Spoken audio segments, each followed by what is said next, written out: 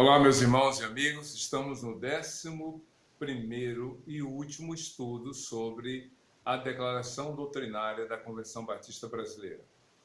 Por incrível que pareça, estamos terminando muito próximo também do fim da quarentena. Eu creio que todo esse tempo que Deus nos permitiu de estarmos confinados, isolados, distantes uns dos outros, não foi um tempo perdido.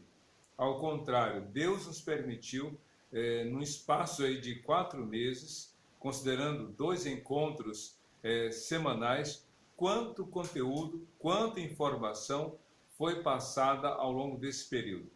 Mas não é só uma questão de passar o conteúdo, mas é uma preocupação de que você que o recebeu tenha o tempo e a oportunidade para rever os conceitos, rever as informações e aprender um pouco mais. É isso que eu desejo para você, e essa é uma das vantagens que as redes sociais nos permitem, porque nós estudamos e guardamos essas informações e podemos revê-las. E assim que voltarmos às atividades presenciais, inclusive amanhã, hoje é dia 18, amanhã dia 19, nós então estaremos voltando às atividades presenciais, aos cultos presenciais. Na parte da manhã, os cultos ainda serão no modo virtual, a gente vai disponibilizar o link e aí cada um dos irmãos e amigos poderá acessar o culto da parte da manhã, mas o culto da noite vai ser presencial. Amanhã, dia 19, a nossa programação será, digamos, menos encorpada, vai ser um culto sim, focado, voltado para a oração, para a reflexão, pedindo a Deus que Ele nos prepare, como também o espaço, para que no dia 26, aí sim, oficialmente, dia 26, a gente retorna. Amanhã vai ser essa mobilização, um evento aberto para todas as pessoas, mas lembrando que amanhã vamos nos dedicar à oração, à leitura, a rever, digamos assim, o espaço, nos reencontrarmos, e logo no próximo domingo teremos então as atividades, por enquanto, só no culto da noite. E por que uma só atividade no caso da noite? Porque nós sabemos que ainda estamos com algumas necessidades e cuidados. E num espaço onde, se você tivesse 2 cultos dominicais, seriam 2 deslocamentos durante o dia, seria também a questão da preparação do espaço, higienização do espaço. Então, existem uma série de implicações para que nós não tenhamos, nesse início de retorno, as 2 atividades dominicais, manhã e noite. Por enquanto, só à noite, contamos com a sua compreensão, com a sua colaboração e, sobretudo, com a sua presença para juntos louvarmos a Deus. E aí vem aquela pergunta, como hoje é o último estudo, o que faremos logo em seguida? Muito bem, nós fizemos a opção de 2 vezes na semana, às quartas e aos sábados, fazer esta publicação desses vídeos, em função da demanda. Mas agora a gente vai ter uma outra dinâmica. A partir da próxima quarta-feira, e somente às quartas, não mais quartas e sábados, somente às quartas-feiras, a gente vai ter um outro conteúdo, uma outra comunicação a ser feita, uma outra temática a ser abordada. Não ficaremos sem estudos. Eu até falei para os irmãos e amigos que durante a quarentena houve muito empenho, muito trabalho, várias igrejas divulgando, pregando, etc. E aí eu comentei, desejo que, mesmo passada a quarentena, que o ânimo não venha arrefecer e que a disposição para trabalhar não venha diminuir. Por isso que, mesmo terminada a quarentena, vou continuar diariamente, de segunda a sábado, divulgando os salmos, até concluir no Salmo número 150, e depois Deus vai nos dar um novo direcionamento, e também a gente vai ter uma outra forma de atuar. O importante é continuar. Lembrando que os nossos cultos presenciais sempre serão à noite, às 18 horas, e até quando a gente vê que haverá condições de voltarmos às 2 atividades dominicais. Pela manhã, EBD culto, e à noite, às 18 horas. Muito bem, Vamos então seguir hoje, dando sequência aos estudos sobre a declaração doutrinária. Vamos estudar o último assunto da revista, a revista Impacto, Realidade Batista, que cada um dos irmãos, voltando para as atividades presenciais, poderá adquirir esse material. Muito bem, o que temos a aprender sobre justos e ímpios, que é a temática realmente desse último assunto, do 19º tema da Declaração Doutrinária da Convenção Batista Brasileira. O que temos a aprender sobre justos e ímpios? Essa temática, justos e ímpios, faz parte daquilo que estudamos na teologia sistemática, escatologia. Eu já falei isso para você, vou repetir. Escatos, na língua grega, é último ou por último. E logia, ou logia para alguns, estudo. Então, estudo sobre as últimas coisas. Então, todos os assuntos pertinentes sobre as últimas coisas, então, tem a ver com escatologia. Há especialistas em escatologia. Vários livros lançados sobre escatologia. E vários livros da Bíblia, na verdade, os livros da Bíblia é que dão base para o estudo da escatologia e de vários temas que são correspondentes a este assunto.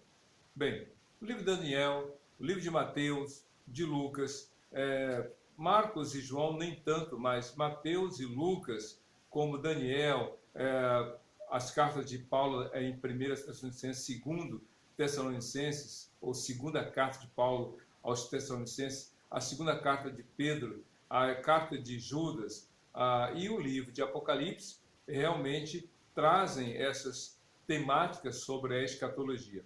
E uma das coisas que a gente encontra é sobre qual será o fim dos justos e ímpios. Mas antes de falar especificamente sobre os justos e ímpios, quer dizer para vocês, de acordo aí com a que diz a revista, primeira coisa que a gente tem que ter certeza, Deus, o nosso Deus, Criador dos céus e da terra, é aquele que tem a história do mundo em suas mãos. Ele escreve a história do mundo.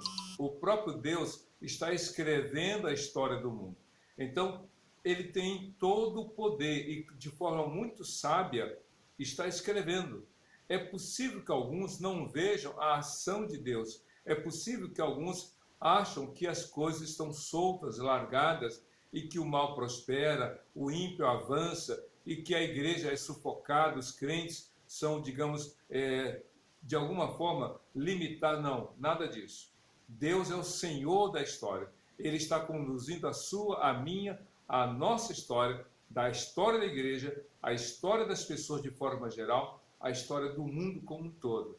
E ele faz isso de modo maravilhoso. Deus está cuidando do seu povo e do mundo. Se você ler, e eu sugiro que leia os 3 capítulos do livro de Abacuque, o profeta Abacuque. Se você ler esse texto, você vai ver o desespero do salmista, até mesmo a revolta do profeta, digo, ele supunha de que as coisas estavam soltas e que Deus não agia. Só que logo em seguida, Deus diz, não, eu estou no controle. Eu não me confundo, eu sei quem é o justo, eu sei quem é o ímpio. E então, no capítulo 3, Abacuque se entrega ao Senhor, confiando de que Deus, de fato, é o Senhor da história. Então, Deus é o Senhor da história. Outra coisa importante que a gente tem que estudar sobre esse assunto é que a prova de que Deus está cuidando e Ele é o Senhor da história são as promessas que Jesus fez. E eu sugiro que você leia tanto o livro de Mateus, a partir do versículo ou do capítulo 24, como Marcos, a partir do capítulo 14, Lucas, a partir do capítulo 20, e você vai descobrindo ali, ao longo desses textos, como Jesus fez diversas promessas, dentre elas a de que ele voltará. Ele não é que ele voltaria, ele voltará. Ele voltará, ele virá uma segunda vez. Ele prometeu isso diversas vezes ao longo de suas falas registradas nesses 4 evangelhos. Ele prometeu que voltará. João 14, ele mesmo diz, eu vou e voltarei para vocês, para levá-los para mim, para que onde eu esteja, vocês também possam estar. Então ele prometeu, e ele virá. Mas como ele virá?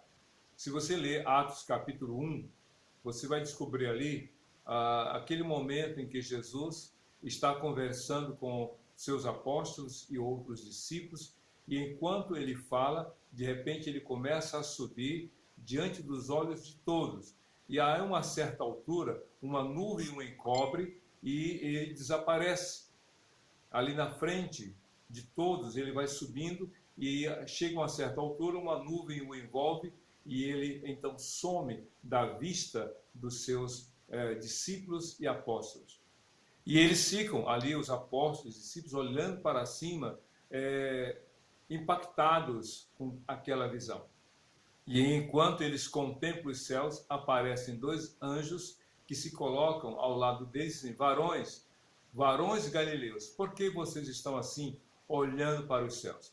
Este Jesus, palavras ali dos anjos naquele texto, esse Jesus que vocês viram subir, de igual forma vocês irão vê-lo voltar. Ou seja, todos irão testemunhar a vinda visível de Jesus. Todo olho o verá. Ele prometeu isso em Mateus capítulo 24, a partir dos versos 30 e 31. Ele prometeu e todos o verão.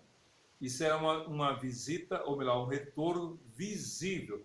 Inclusive, lá em Apocalipse capítulo 19, ali há uma passagem muito interessante de que Jesus virá uma segunda vez e ele colocará os seus pés sobre o Monte das Oliveiras. Então todos irão vê-lo, só que nem todos vão se alegrar. Sabe, eu vou dizer uma coisa para você, eu já até contei isso em outra ocasião. Vamos supor que uma família com 10 filhos, isso mesmo, muitos filhos, 10 filhos. Aí metade dos filhos apronta, faz traquinagem, desobedece, risca a parede, corta sofá com tesoura, confusão tremenda. E aí a outra metade está lá estudando, fazendo dever de casa, ajudando a mãe. E aí a mãe reúne os 10, olha, daqui a pouco o pai de vocês vai chegar. Ela nem fala Maria, mas daqui a pouco o pai de vocês vai chegar. E quando ele vier, ele vai ficar sabendo de tudo que aconteceu. Meus queridos, aqueles 5 que aprontaram, que riscaram parede, rasgaram o sofá, deram banho no gato, fizeram confusão tremenda, eles ficam apavorados, olhando para o relógio, sabendo que em determinada hora o pai vai chegar.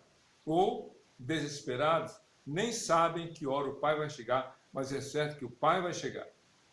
Já a outra metade dos filhos, os outros 5 filhos, que fizeram dever de casa, que ajudaram a mãe nas tarefas domésticas, que fizeram direitinho, não vejam a hora do pai chegar para abraçar, para beijar. Por quê? Porque a metade primeira fez e aprontou, e sabe que a volta do pai implica em censura, implica em castigo mesmo.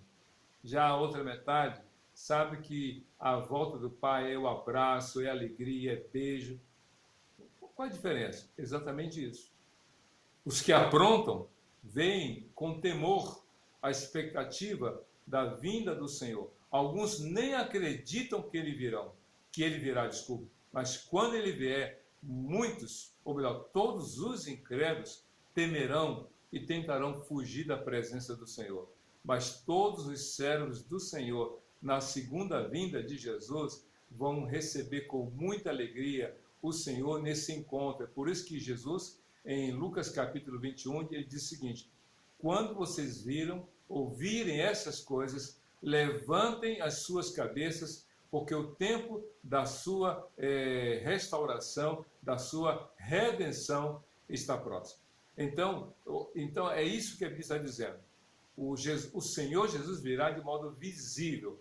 A questão toda é como as pessoas vão estar. Aí uma pergunta para você. Você crê na segunda vinda de Jesus? Se você crê, dê glórias a Deus, esteja pronto. Mas se você não crê, ainda que não creia, meu querido, ele virá. A questão toda é como você vai estar. Se você crê em Jesus, será a glória. Mas se você não crê, coitado de você. Então é tempo que Deus está concedendo a você para confiar em Jesus.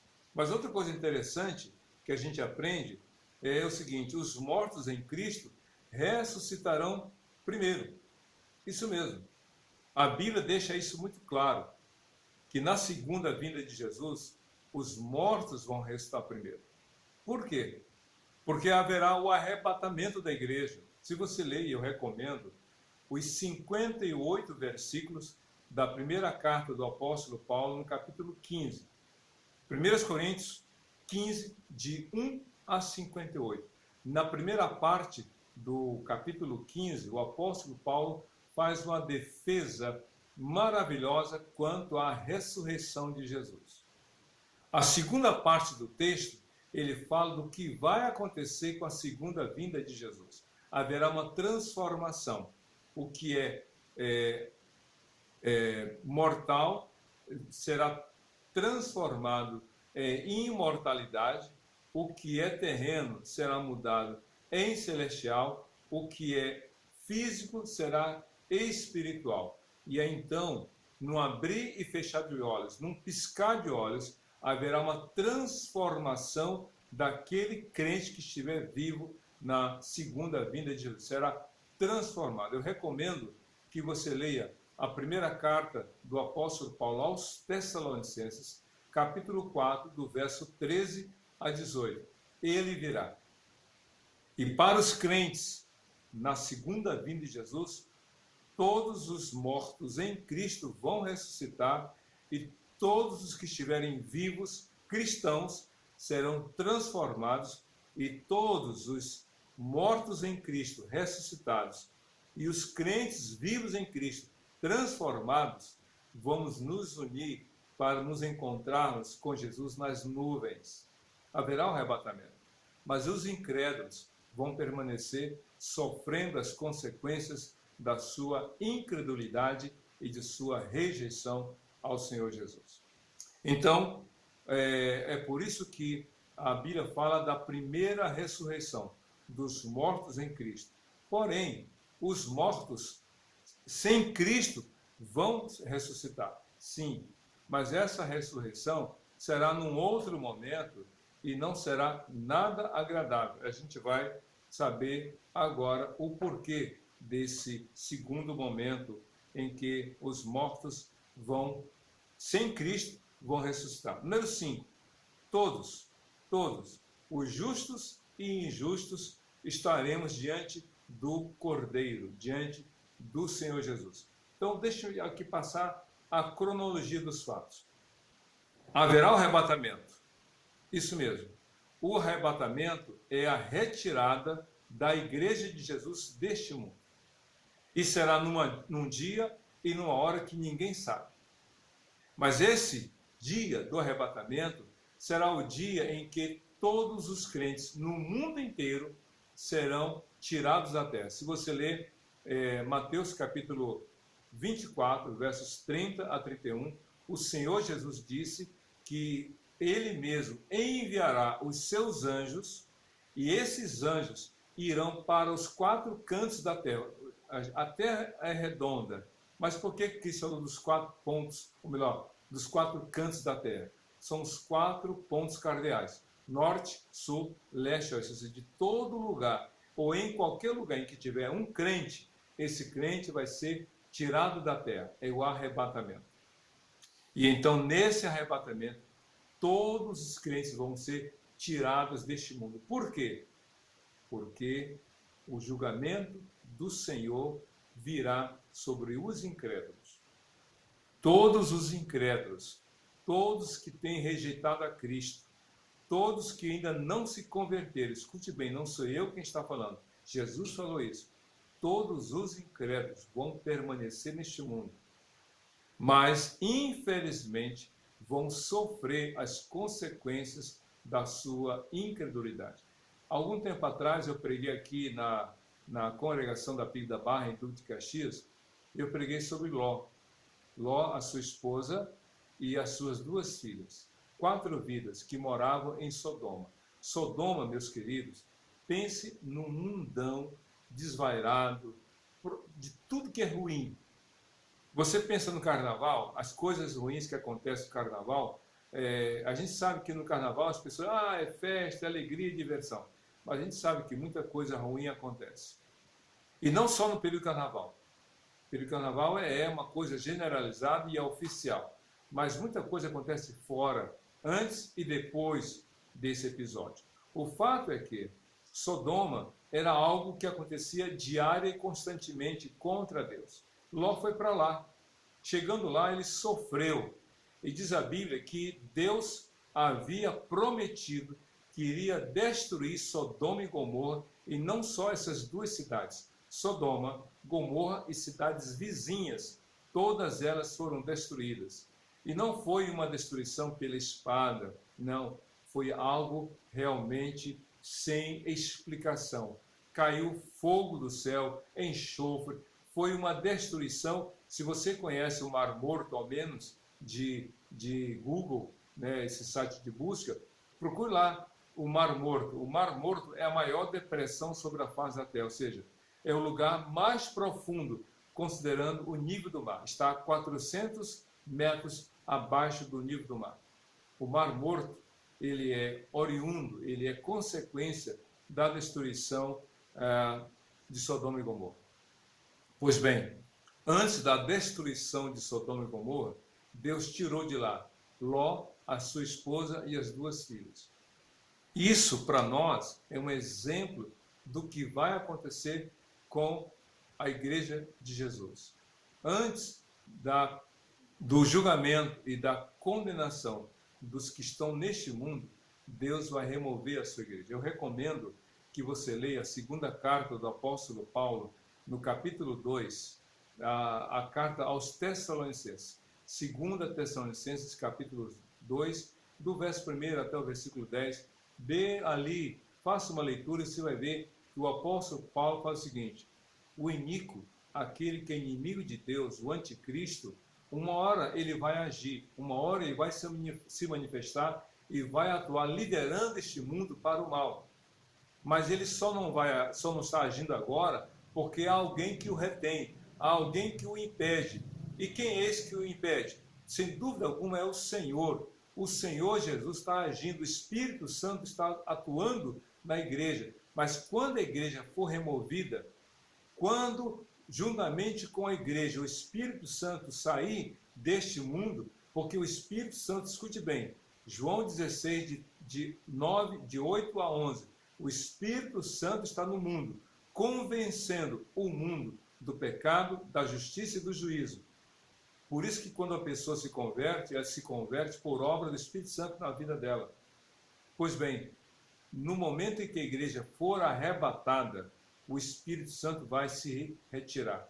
E ao se retirar, o inimigo, o anticristo, aquele que vai agir no poder de Satanás, terá largo espaço e todas as condições para realmente agir. Logo, todos que ficarem estarão sujeitos à ação do anticristo. Já pensou? As igrejas, os templos, olha só, hoje os templos estão vazios, ou melhor, fechados e, por consequência, vazios. Fechados e vazios durante a quarentena. Recentemente, lá em Curitiba, eu vi isso na TV, em Curitiba, uma igreja evangélica estava realizando o seu culto online. Sabe o que é culto online? No máximo, o pastor, um dirigente, além do pastor, e mais a equipe de louvor, 3 ou 4, 5 pessoas no máximo, para não dar aglomeração. Essa igreja estava escute bem, estava transmitindo o seu culto online, meus queridos. O pastor, mais 5, 6 pessoas no máximo. Alguém ouviu o som, alguém incomodado ligou, e aí, escute bem, 9 viaturas, guarda municipal, polícia civil, polícia militar, todos foram para quê? Para chegar lá e mandar parar o culto, porque houve uma denúncia de que havia uma aglomeração, a igreja estava cheia, e quando entraram lá, ficaram envergonhados. Sabe por quê? Era o pastor e mais um grupo de 5, 6 pessoas transmitindo o culto lá. E foi por 2 vezes esse episódio. Mas ninguém reclama das lotações dos ônibus cheios, dos metrôs cheios, dos trens cheios, da rua cheia. Mas a igreja não pode. A igreja não pode. É impressionante isso. Não é surpresa a ação contra a igreja de Jesus. Permitem ir ao banco, permitem ir ao mercado, permitem ir a loja de material de construção, permitem ir a vários lugares, mas proíbem que se vá à igreja, porque a igreja não pode ter aglomeração. É impressionante. Na fila do ônibus, eu já vi isso, acho graça. Na fila do ônibus, o marcador de 1,5 metro de distância. Na fila, todo mundo, distância social. Mas dentro do ônibus, todo mundo colado, feito sardinha em lata. Não dá para entender isso. Mas é daqui para pior. Daqui para pior a perseguição quanto à igreja de Jesus. Por isso, se prepare. Esteja pronto. Entregue sua vida a Jesus. Creia no Senhor Jesus. Porque só Jesus pode dar a você a vida eterna. Mas outra coisa aqui, ainda sobre os justos e ímpios, a Bíblia nos mostra, no item 5, de que os mortos, os justos e injustos, no devido momento, todos estaremos na presença de Jesus. Eu recomendo que você leia Mateus capítulo 25, dos versos 31 até o final, quando Cristo fala sobre o juízo final. Naquele dia do juízo, todos, justos e injustos, salvos e incrédulos, todos estaremos diante do Senhor. Aí você pergunta, mas pastor, eu já sou salvo, eu já sou salva, por que tem que ir para o julgamento? Lembra do pai? O pai, quando chega, ele chama todo mundo. Aos ímpios, a metade dos filhos errados, o pai chama atenção e dá lá uma disciplina. Já no caso dos filhos que estão ali fazendo tudo certinho, ele vem e dá aquela palavra parabenizando pela vida deles. No dia do juízo, todos, justos e injustos, estaremos diante do Senhor. A diferença é que nós, justos, não por nós mesmos, mas pelo nome de Jesus, o santo, o justo, os que creem em Jesus vão ouvir: venham benditos do meu Pai para a glória eterna. Mas ele dirá, a partir do verso 31, aos incrédulos: apartai-vos de mim para o inferno, preparado por Deus para o diabo e os anjos, os seus demônios. Então, os ímpios vão para o inferno. E aqui uma palavra: Deus não preparou o inferno para as pessoas.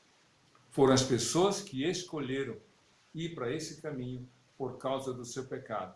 Mas todo aquele que crê em Jesus tem os seus pecados perdoados e é tirado desse caminho de morte e de condenação eterna. Número 6. Os ímpios condenados serão lançados no inferno. É o que acabei de dizer. Verso 41 de Mateus 25. Todos, sem exceção, todos os ímpios serão lançados no inferno.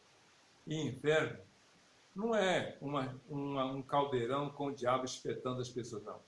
Porque lá em Apocalipse capítulo 20, a Bíblia fala que o falso profeta, o falso Cristo, ou seja, o anticristo, o falso profeta, e o próprio Satanás e os demônios serão lançados ao inferno. Esse negócio de que o inferno tem um gestor, que o diabo é o gerente do inferno, espetando a pessoa, atormentando-a no caldeirão, não é verdade, isso é mentira. O próprio diabo já sabe que ele vai ser lançado ao inferno. Ele está condenado ao inferno. Mas na visão dele vou, mas não vou sozinho.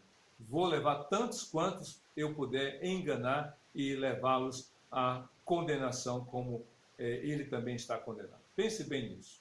Então, todos os incrédulos serão lançados no inferno. Porém, os justos, com corpos glorificados, serão levados para o céu, para então cumprirem ou viverem o cumprimento das promessas feitas por Jesus. Que coisa! O inferno é uma solitária, é um sofrimento solitário, não é um sofrimento solidário. Venha para cá, que eu estou sozinho, estou nesse sofrimento. Não, no inferno é cada um na sua solitária, cada um no seu quadrado, com a mente ali doendo pela consciência de que teve a chance e não se arrependeu, teve a oportunidade e não creu. Não existe coisa pior do que uma consciência pesada. No inferno, a pessoa será atormentada dia e noite para todo sempre. Mas no céu, a pessoa irá usufruir em plena comunhão com Deus e com os servos do Senhor Jesus e com Jesus para sempre, usufruindo dessa bênção. Eu te pergunto agora, quer viver por um pouco de tempo feliz, vivendo e aprontando, sabendo que o inferno é sofrimento eterno, ou quer sofrer por um pouco de tempo por causa de Jesus, crendo que tem a glória eterna separada para você?